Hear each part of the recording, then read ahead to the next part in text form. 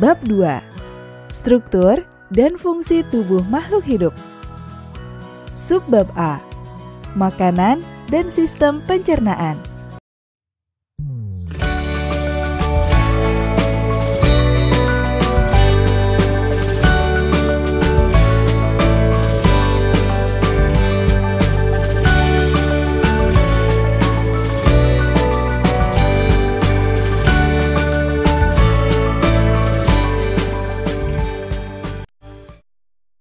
Halo teman-teman, sekarang kita akan memulai pembahasan mengenai topik pertama, yaitu tentang makanan dan sistem pencernaan.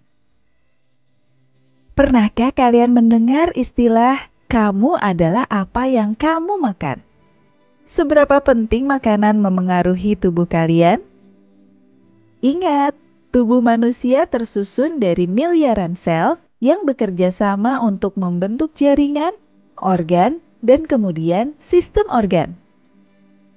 Apakah kualitas makanan yang kalian makan sudah mencukupi untuk miliaran sel tersebut?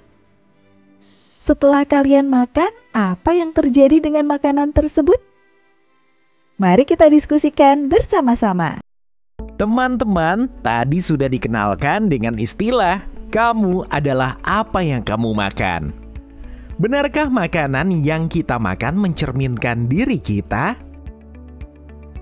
Bayangkan kalian memiliki 6 pilihan makanan, yaitu gorengan, buah segar, mie instan, gado-gado, nasi Bali, dan burger.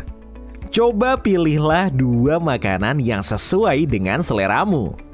Setelah memilih 2 makanan tersebut, kira-kira apa yang bisa kalian simpulkan dari makanan yang kalian pilih? Mari kita dengarkan ya. Makanan A, yaitu gorengan. Seringkali dihidangkan di acara-acara besar yang melibatkan banyak orang, seperti pada saat gotong royong atau kerja bakti. Walaupun kita sepakat dengan rasanya yang lezat, namun kita juga menyadari bahwa terlalu banyak mengkonsumsi gorengan dapat membahayakan tubuh karena biasanya gorengan dimasak dengan minyak yang sudah berkali-kali dipakai. Jika kalian memilih makanan A, dapat disimpulkan bahwa kalian tidak terlalu peduli dengan kesehatan. Sekali-kali makan gorengan boleh saja, misalkan saat ingin menghargai kultur kebersamaan. Tapi ingat, jangan terlalu sering ya. Jika kalian memilih makanan B, yaitu buah-buahan segar, berarti kalian peduli dengan kesehatan. Dan tahukah kalian bahwa mengkonsumsi buah-buahan dapat membuat kulit menjadi lebih bersih dan segar? Itu semua dikarenakan kandungan zat yang dinamakan karotenoid dan antioksidan di dalamnya. Mengkonsumsi buah-buahan juga mampu meningkatkan ketahanan tubuh kalian terhadap penyakit. Jika kalian memilih makanan C, yaitu mie instan, berarti kalian ingin sesuatu yang cepat dan praktis. Dan bisa dibilang, kalian belum cukup peduli dengan kesehatan. Hal ini disebabkan karena mie instan cukup sulit dicerna oleh tubuh, kandungan garamnya yang tinggi bisa menyebabkan penyakit darah tinggi, dan pengawet di dalamnya bisa menimbulkan kanker. Berdasarkan survei pada tahun 2015 yang diselenggarakan oleh World Instant Noodle Association, Indonesia termasuk negara yang paling banyak mengkonsumsi mie instan selain Jepang dan Cina. Mengingat efek buruk dari kandungan garam dan pengawet dalam mie instan, sebaiknya kita hindari makanan ini. Nah, itu baru 3 contoh makanan teman-teman. Masih ada 3 contoh makanan lainnya setelah ini. Setelah tadi contoh makanan seperti gorengan, buah-buahan, dan mie instan, berikut ada contoh makanan lagi yang mungkin dekat dengan keseharian kalian. Jika kalian memilih makanan D, yaitu seporsi gado-gado, berarti kalian sadar dengan kesehatan. Gado-gado sangat baik untuk pencernaan karena mengandung banyak serat, meningkatkan fungsi otak karena banyaknya kandungan fosfor dan besi, mencegah kanker usus, menjaga kesehatan, kulit, serta meningkatkan kekebalan tubuh kalian. Jadi, makanan seperti ini harus lebih banyak kalian konsumsi. Jika kalian memilih makanan E, yaitu seporsi nasi Bali yang terdiri dari nasi, sayur, dan lauk, kalian juga sudah sadar dengan kesehatan. Sayur-sayuran yang ada di dalamnya berfungsi untuk menjaga sistem pencernaan tubuh kalian. Nasi untuk sumber energi serta lauk pauk, yaitu telur dan sate lilit, sangat baik untuk menyusun dan memperbaiki sel tubuhmu yang rusak. Jika kalian memilih makanan F, yaitu burger dan kentang goreng, itu menandakan bahwa kalian orang yang suka dengan hal-hal yang praktis, enak, tapi tidak terlalu peduli dengan kesehatan. Burger banyak mengandung lemak tidak baik yang berpengaruh buruk pada kesehatan kalian jika dimakan terlalu sering. Kandungan gula di dalamnya bisa menyebabkan kalian terkena diabetes. Kandungan lemak yang tinggi bisa menyebabkan terganggunya fungsi jantung. Kandungan garam yang tinggi bisa berpengaruh buruk untuk pembuluh darah kalian. Jadi, hindari makanan cepat saji seperti ini ya. Nah, tadi adalah contoh-contoh makanan dengan konsekuensi efek yang akan diterima tubuh kalian. Kira-kira setelah mendengar penjelasan tadi, teman-teman mau memilih makanan seperti apa ya? Teman-teman, mengapa sih kita perlu makan? Seluruh makhluk hidup butuh makan untuk tetap hidup dan melakukan aktivitasnya sehari-hari. Di dalam makanan terkandung zat-zat yang sangat dibutuhkan tubuh untuk berkembang dan memperbaiki sel tubuh atau jaringan yang rusak. Di dalam makanan terkandung sumber energi serta sumber penyusun tubuh kita.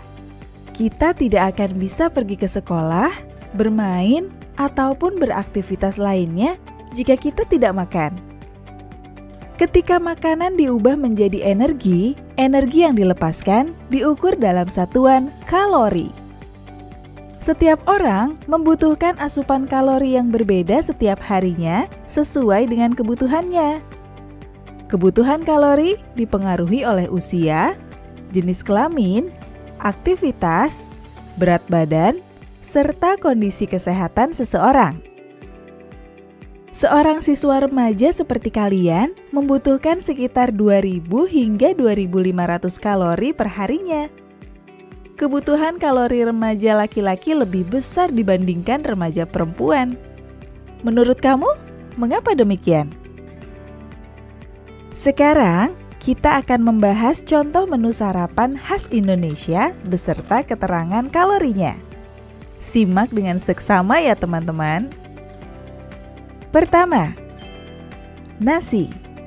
Setiap 100 gram nasi atau kira-kira 1 cangkir teh mengandung 28 gram karbohidrat dan 130 kalori. Kedua, ubi. Setiap 100 gram ubi mengandung 20 gram karbohidrat dan 90 kalori. Ketiga, sagu. Setiap 100 gram sagu mengandung 83 gram karbohidrat dan 332 kalori. Yang keempat, jagung. Setiap 100 gram jagung mengandung 19 gram karbohidrat dan 130 kalori. Kelima, singkong. Setiap 100 gram singkong mengandung 38 gram karbohidrat dan 159 kalori. Yang terakhir, roti. Setiap 100 gram roti mengandung 49 gram karbohidrat dan 265 kalori. Nah, kira-kira setelah mendengar penjelasan tadi, teman-teman terbayangkan berapa total kalori yang bisa teman-teman dapatkan saat sarapan? Teman-teman, sekarang saatnya ayo latihan. Ayo kita hitung kalori sarapan kita. Coba kalian ingat makanan yang kalian makan tadi pagi? Ayo hitung kalorinya. Berikut contoh sarapan dan total kalori yang kalian dapatkan. 1. 1 mangkok bubur 372 kilokalori.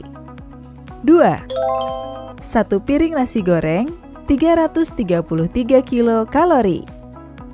3.